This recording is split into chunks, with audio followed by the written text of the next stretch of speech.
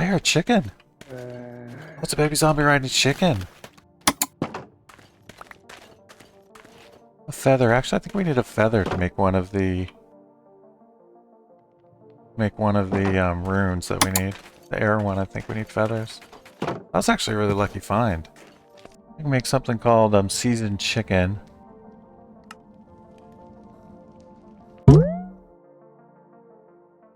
Okay, so I was thinking I had to go to the Nether to finish the fire rune, I think it was, so that we could make the terra steel thing, but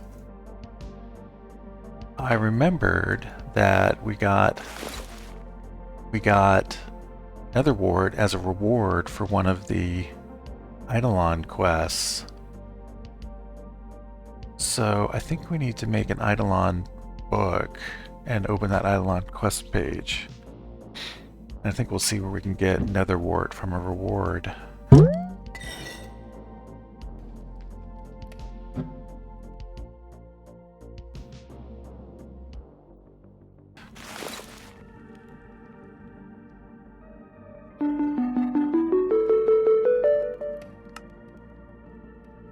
I already have rings on. Then that should open a whole new chest or quest chain. Let's go ahead and do this stuff. So altars and a straw effigy. How to make an effigy? Probably with a hay bale, I would imagine. No? Okay. And then altar. We want 6. Oh, we made 18. Because we get 3. Oh, shoot. I wasn't paying attention. Okay, whatever. We have an enormous amount of altars.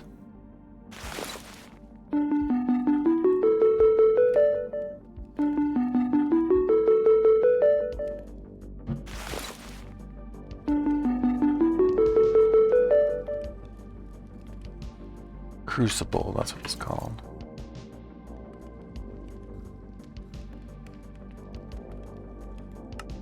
Okay, we got a crucible.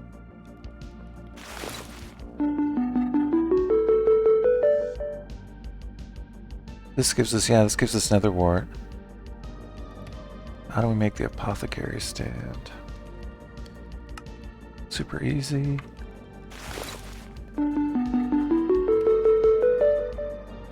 Yeah, Nether Wart and actually some soul sand to grow it on. Heck of a quest reward. You can actually make blaze powder in this mod pack from, I don't know what it's called. It's like an ooze that comes out of some petrified trees in one of the biomes. So you could actually get potions started before you ever went to the Nether. But you need to find that biome, which I don't think we found yet in this world. And you would need gunpowder to mix with the resin to make the blaze powder. But yeah, it's actually quite doable. Alright, we need soul shards to do anything else with that. We get soul shards from the ritual. We're going to need quite a bit more wood for the mob farm we're going to work on today. And if we had some rock root, but we don't... Oh, we do have some rock root. Why don't we go ahead and use this?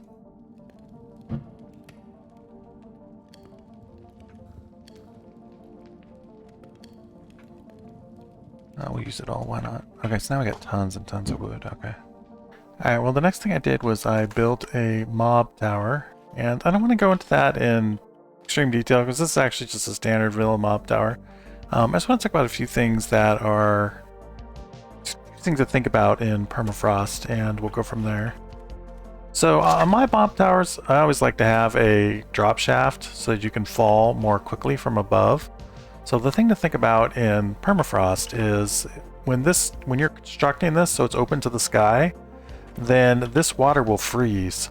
So in order to prevent that, put your water under a solid block and then it flows out and then it will never freeze. And so you don't need to worry about it freezing from above, which is particularly important when you're building the tower and you're coming down it before, if you sealed it up at the top like that. So watch out for that.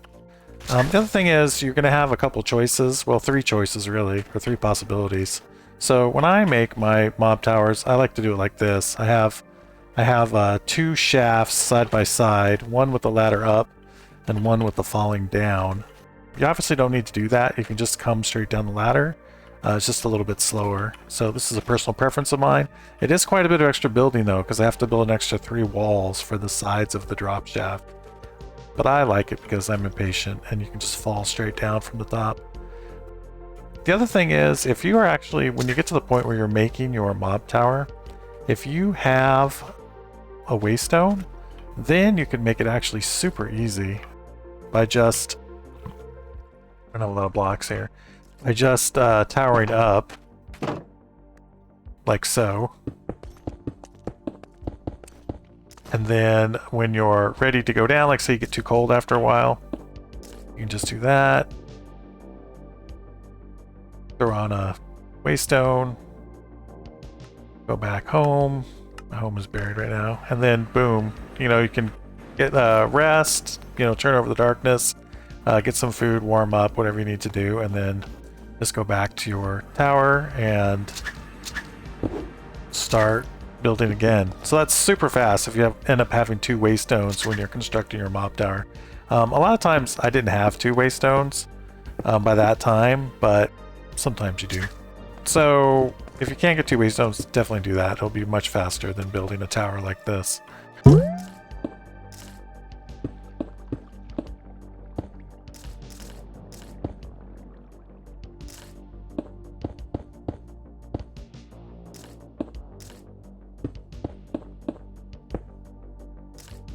can do the ladders straight down. It's kind of cool. But you can't do them straight up, we learned.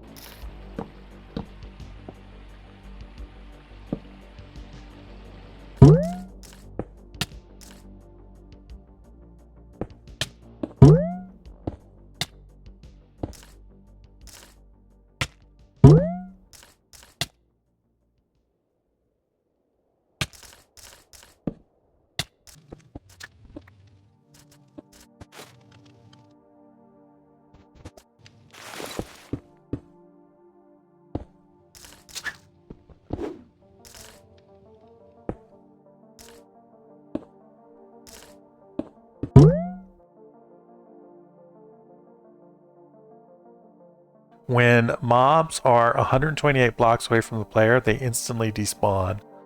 So you want your tower, your spawning floor of your mob tower, you want that to be about at least 128 blocks above the ground level.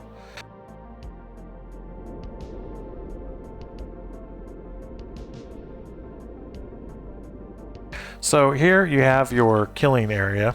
It's just a 4x4 chamber is my drop shaft.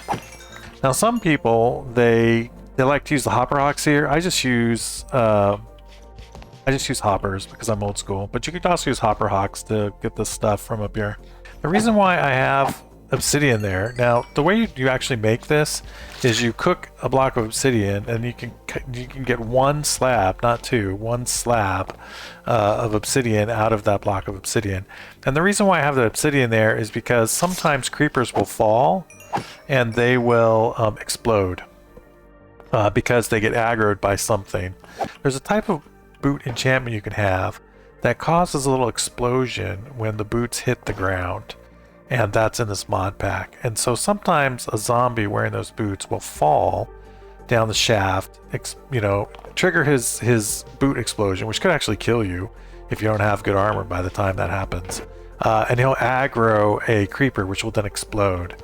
There might be a few other ways you can aggro a creeper, but anyway, sometimes they get mad and they explode. So when they do that, they'll blow up your tower, right? So if you put obsidian there, then they won't blow it up. I know that some players will put obsidian all around the lower part of here, and I've done that in the past, but for some reason I didn't do, maybe I didn't have that much obsidian when I built it, but here I just did the obsidian over the hoppers. But you can't have all these lower walls be obsidian just to be safe. Okay? So like I said, it's a very basic mob farm. You can use this exact same design in vanilla if you want. And usually the way I physically construct it is this is the ladder up from the very bottom. And I just follow this ladder up. Alright, so then for the actual design of the mob farm up here.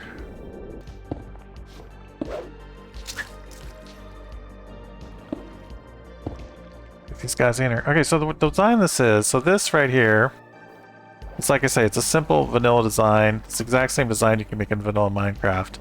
So these rows are 8 blocks long. Each, and it's 8 blocks long because 8 blocks is where the end of water will flow. So if you put a bucket of water there, it flows 8 blocks and stops. So enemies that fall into the water will be dropped into the drop shaft, which again is 20 blocks tall. And they fall down to the killing chamber down below, where you see them milling around down there. And so these are, each one of these rows is 8 blocks long because again, that's the limit of the water flow. And then of course you put trapdoors here because the mobs think a trapdoor is like this all the time, and they'll fall in because it's actually like this. So the mobs can't tell that the trapdoor is open rather than closed. So that tricks the mobs. Alright, and so then this right here, this is your actual first spawning platform, which is 2 blocks above the water channel. 2 blocks above, because that way the monsters can't just hop right out if it was only 1 block above. Yeah, the drop will be 20 blocks, and then this will be 22 blocks above. Okay, so this is 20 to here, 22 to here, above your killing floor down there. And then the reason why we put these slabs here, and to place the slabs always start in the back corner like that, is you don't want any spiders spawning in here. And spiders need a 3x3 area to spawn. So to prevent that, we put these half slabs in to stop the spiders from spawning and break up the pattern so that there's no area where there's a 3x3 space. Alright, so start in the corner, count 2, put it in the 3rd spot. So should have 9 half slabs blocking spider spawns in each corner. So then the next, I made two spawning floors. So this next floor is higher. So this is 3 blocks up from the bottom floor. You've got 2 blocks height and then a row of blocks, and then just a repetition of the spawning. I only made it 2 floors high, 2 killing floors high, and I get really good killing rates from this. You could see down below we have tons of mobs in a very short time. So I have never felt the need to make it more than just 2 floors tall. But you know, you could, and obviously you'll get more spawns if you make it even taller. But I personally think 2 is really plenty adequate rates for this farm. Alright, so then let's talk about the roof real quickly. Okay, so then on the roof, I put a waystone up here on the roof because one time when I died in a previous attempt that I'd made, there was a wandering trader up here, and you hardly ever see the wandering trader in Permafrost. But if you do find him, then he can sell some amazing gear. Like, he can sell, like, you know, swords of sharpness 8 or whatever, just some crazy broken gear. You have to have emeralds already to buy it from him, but the wandering trader can sell some good stuff. But he's really, really hard to see. But one time I saw him spawning on the roof of my mod farm. I think because the mob farm was, you know, above where I was living, but for whatever reason he was up here. And so I started putting a waystone on the top just so I could check to see if there was a wandering trader up here once in a while. I never did find another guy up here, so it's probably a waste of time, but that's why I have a waystone up here. Check for that every once in a while. Alright, so then the roof, you want your roof to be free of snow. If the snow piles up, then mobs will just, you know, spawn on top of the snow. And mobs spawning at the top of your tower would be bad because you don't want any spawns except inside your spawning platforms. So make sure you light this up well and keep it free from snow. A pattern like this should work. You know, having torch, 2 spaces, and another torch. Because of the way that the torches melt. A torch will melt 2 blocks away from it. But we don't want it in kind of a star pattern. I showed that in another video. So you want a pattern, something like that too. There's just probably a more efficient one, but this one is good enough. Pattern like that to block the snow from forming. And then finally, there's kind of a weird bug that happens where if the ceiling isn't a solid block, sometimes snow will actually fall through a half slab down into the area below.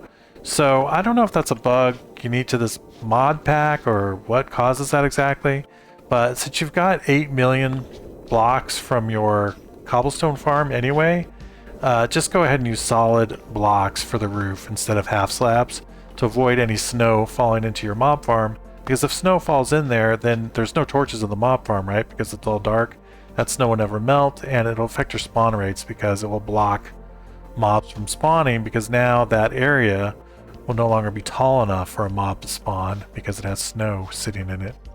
Anyway, I hope that made sense, but I guess the bottom line is use solid blocks on your roof in this mod pack because you don't want snow accidentally, buggily falling through onto your mob farm.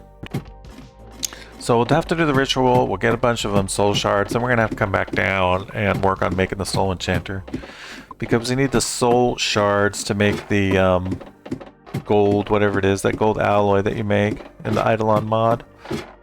And we can't make the Soul Enchanter without the gold alloy. So the first egg in this chain is getting some soul shards.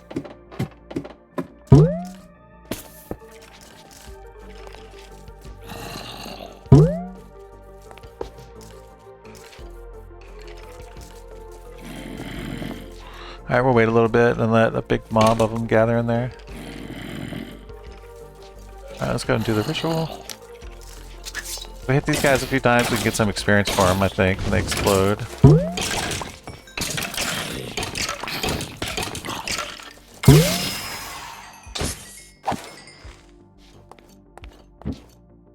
Alright, we got 18 soul shards. Alright, so we need the cauldron that we made. Let's set up a little Eidolon area. Got a chest we can put the Eidolon stuff in when we're done.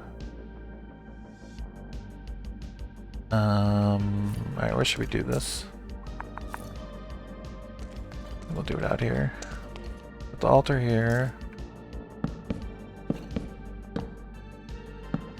Okay, we can put the cauldron here. We need to needs to be sitting on lava or a campfire. Campfire. We're gonna need water over here too, infinite water.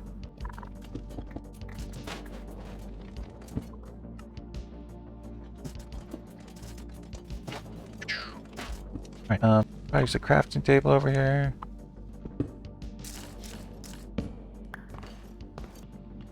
As soon as you make this, so we need redstone, soul shards, and gold. Did we just leave all our redstone up in the top of the mob tower? I think I just did. Well, shoot. Alright,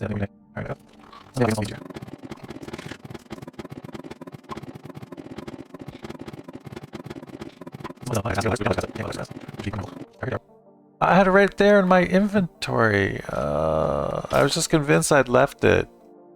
Okay. So 2 redstone, a soul shard, and then 2 gold after a short delay. 2 redstone, soul shard. Wait for the color change. 2 gold.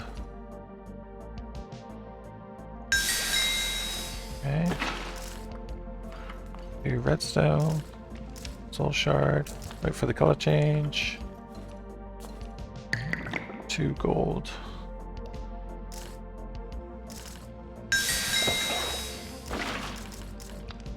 Alright, so we need to make the magical workbench to make the Soul Enchanter. There it is. So we need 3 red carpets, 2 pewter, and 4 wood. We got the 4 wood. We need the red carpet. So for that we're going to need to make wool. Do we have enough hemp to make wool? I think we do. Oh, we're going to have to dye the wool. Because you have to make 8 carpets if you want to dye the carpet.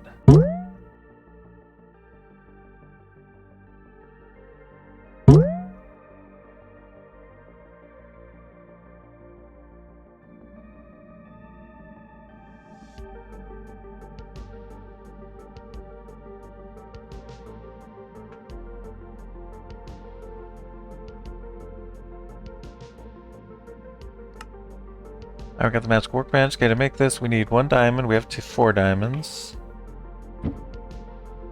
We need a book. Alright, 2 arcane golds and then 2 of those inlays.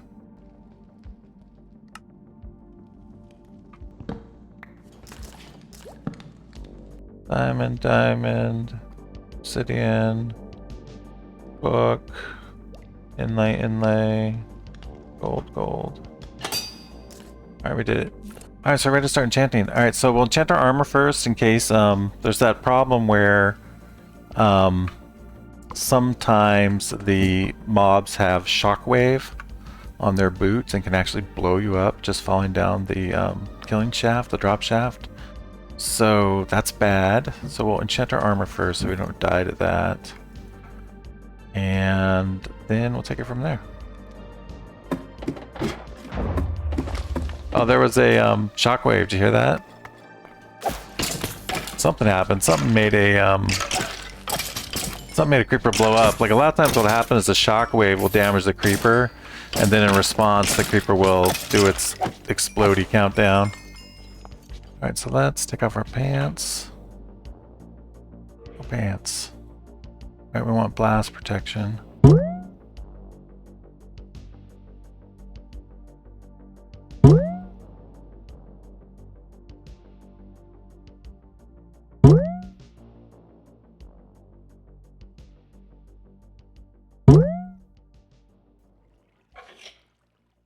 Infinity, yes. On smite on the sword. Blast protection, there we go. Alright, so now I'm going to talk about how to use the Soul Enchanter.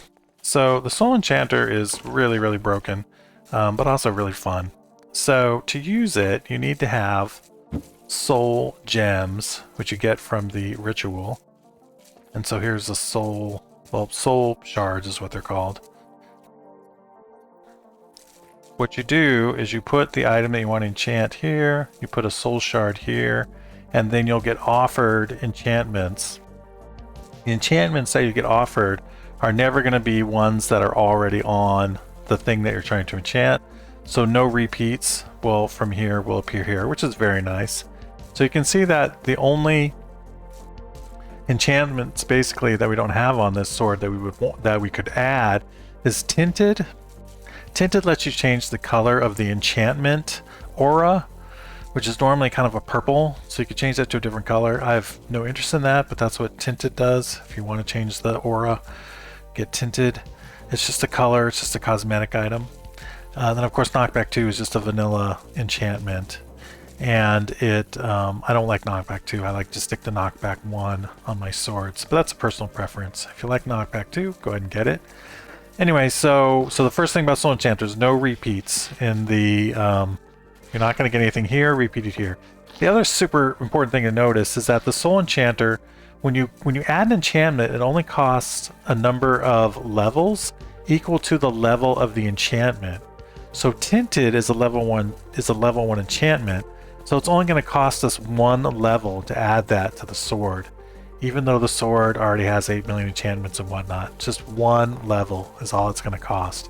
If I wanted to add knockback 2, since that's a 2nd level enchantment, then that would cost us 2 levels to add it.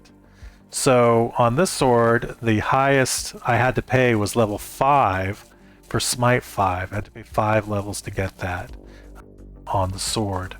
So that's very important because now here I have 66 levels because it's been a long time since I finished enchanting and I played this, you know, hardcore, so I didn't die and I just killed the dragon, so I have 66 levels.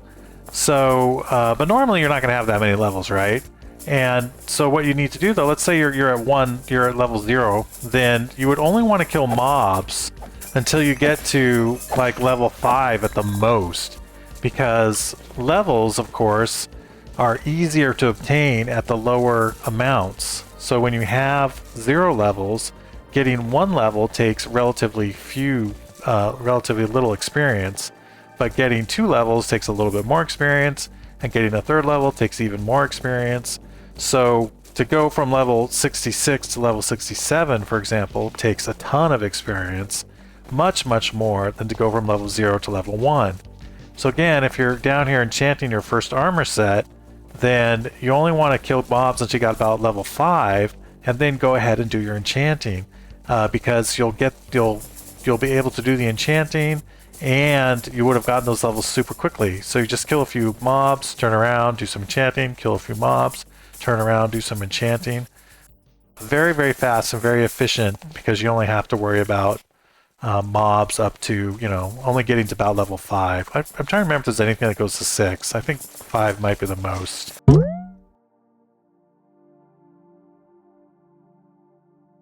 Oh look, we got special iron leggings. Reinforced iron leggings of latent magic of tenacity. Unbreaking 3, cooling 4, mythic, unbreakable. So regular pants are 5 armor. This is 5 armor. It looks like it has some armor toughness. Oh, and plus 3.81 hearts. We're not going to want to use this though, because we're going to want to use Terra Steel. So I don't think this is actually going to be useful to us. It's kind of cool though. But the important drops you're going to get in here are going to be these books for a large part. The books are very important because you can often find excellent things like adjusted cooling and mending and adjusted warming. These are the main 3 treasure enchantments you're looking for to get from the mobs. These are not enchantments that you can get from the Soul Enchanter. So when you kill an elite mob, they'll drop a random book, and check out the books to see if you get one of these 3. And we'll talk about that in a sec. Let's just go and talk about actually warming right now. So the regular spells, warming and cooling, are terrible. Basically don't want to use those. The only warming and cooling spells that are really worth anything are adjusted warming and cooling. And the reason why those work so well is they only cool you or warm you if you need to be cooled or warmed. So if you're somewhere where the temperature is adequate, you're not going to be warmed or cooled. But if you are somewhere where it is very cold, then adjusted warming will warm you up. And you only need 1 instance of adjusted warming on any one of your pieces of armor for it to work at max effect. So it'd be a waste to have adjusted warming on multiple pieces of gear. You just need 1 adjusted warming on 1 piece of gear, and it will do all your warming needs. Now, it won't warm you in 100% of situations all the way to safe, all the way to the point that you won't take damage. And we'll get to that later, but basically in the end, it's going to be so cold that even adjusted warming isn't going to make you not take damage. But with adjusted warming, you can run around on the surface in the storm and not take damage. So very helpful, adjusted warming. Now, if you ran around with warming 7, okay, which is, you can get warming from just the Soul Enchanter or just the regular enchanting table, then you would be warm all the time. So if you weren't someplace cold and you had warming 7, then you would be too warm and you would actually start to take heat damage. So that is super inconvenient. And also, maximum warming, for whatever reason, isn't as good as even one instance of adjusted warming. So the regular warming and cooling are really very inadequate to help you. So you really want to wait and try to get these adjusted versions. And the other thing is, so adjusted cooling is just like warming, except it cools you when you need to be cooled, like in the Nether. Again, it's not going to be able to cool you from every situation. If you fall in lava, it's not going to cool you enough. You're still going to take heat damage.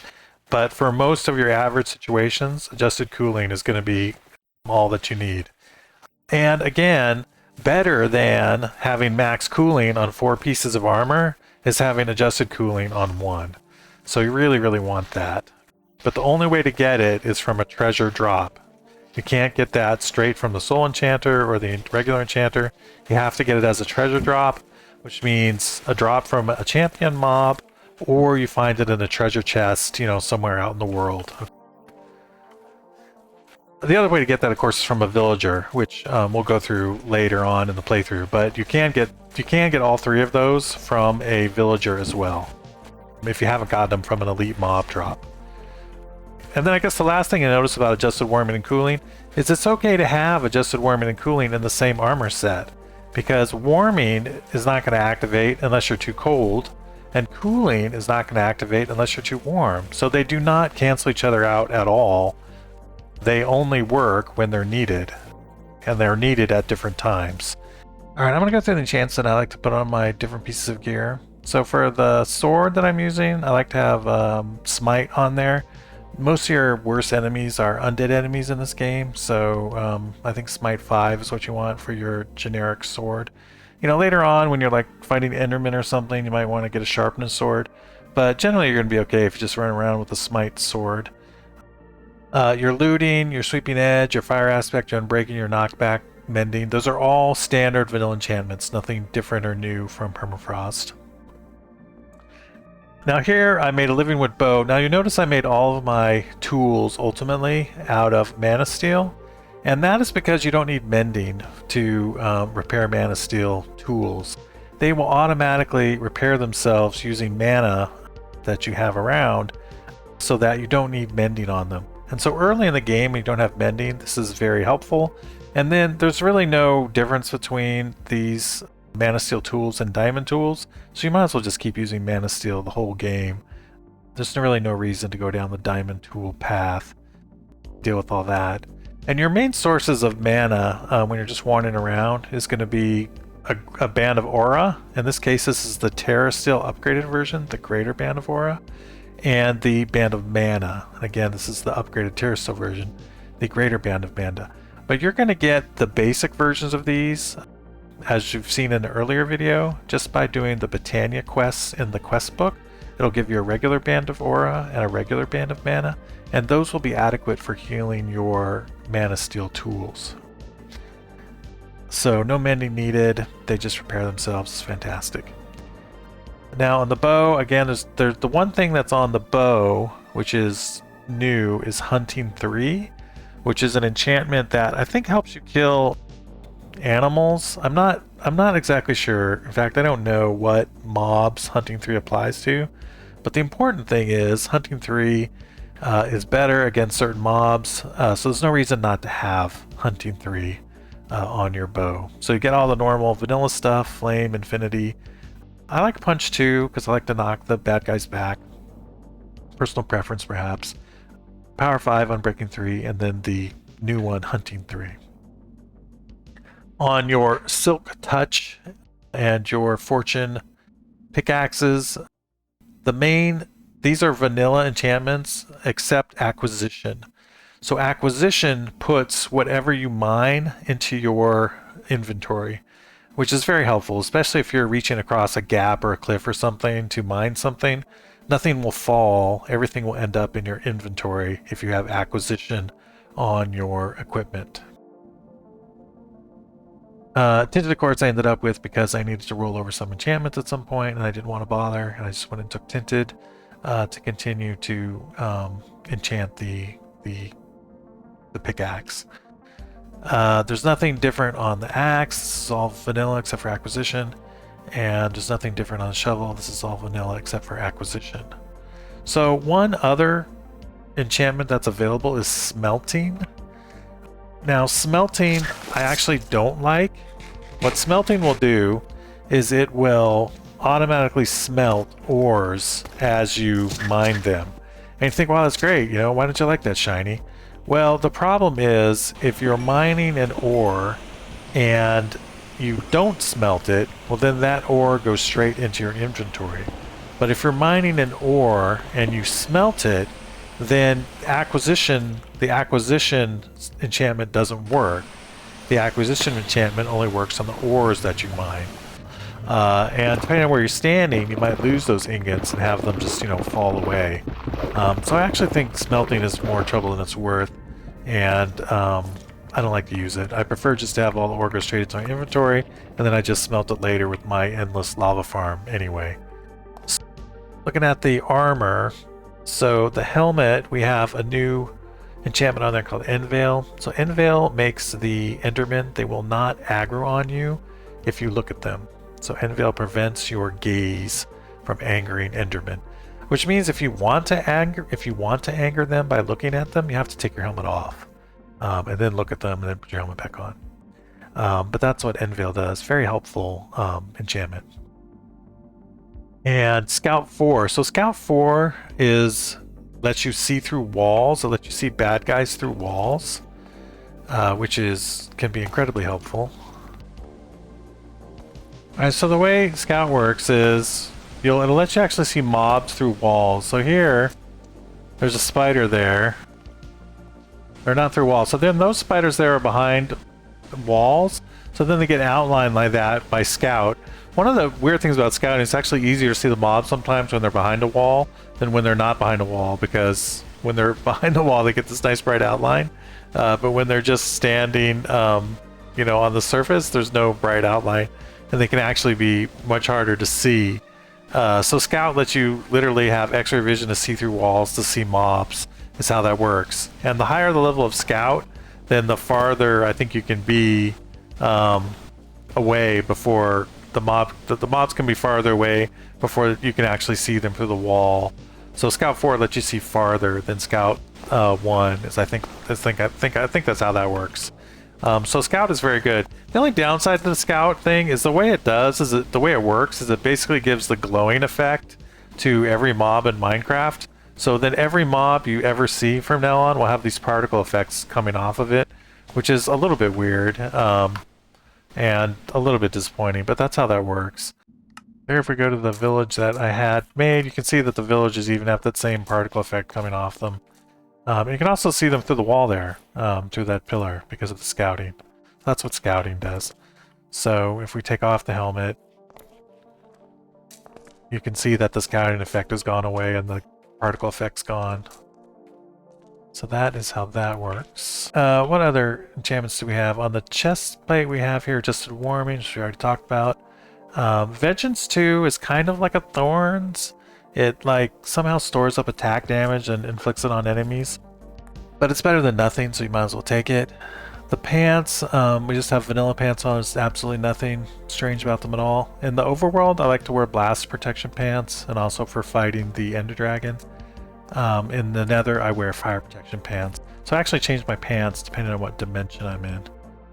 And then on the boots, we have Feather Falling, Unbreaking, Aerial Affinity. So Aerial Affinity is a new one. Aerial Affinity supposedly helps you mine in the air, but I don't know how that works. I don't know how you're supposed to mine while you're flying, but that's maybe for hovering or something. I don't know. Anyway, Aerial Affinity is that. I just have it on there because why not? And I was using the Soul Enchanter, but that's the only thing on there that's not vanilla, and it's not that big a deal. Oh, there are shield enchantments too that you can put on. I think there's guard. So yeah, I can get guard as an enchantment, and I'm not sure what guard does either. It just makes the shield stronger somehow. But I'm not sure exactly what it does. And spikes, I think, is kind of like a thorns as well. I don't think there's any reason not to take that either. If you want to enchant your shield with these various things. Oh, and also, we're just have a quick note here. We talked about the lunchbox. So the lunchbox, lets you eat a variety of foods. And when you eat a variety of foods, you get extra hearts. And so you can see I've got 2 extra hearts now, because I've been eating a variety of food out of my lunchbox. So that's where those 2 extra hearts come from, and that's how the lunchbox benefits you. Now, you don't have to use the lunchbox. You don't have to use the lunchbox to get those extra hearts. You just have to, when it's some sort of a, reflective coating on that guy. You don't have to use the lunchbox to get the variety of food. It's just the easiest way to eat a variety of food is to load a variety of food in the lunchbox. I mean, you could just have, 4 or 5 different kinds of food on your hotbar and get your variety of foods that way, but it's obviously much easier to stuff them all in a lunchbox and then just eat your variety that way.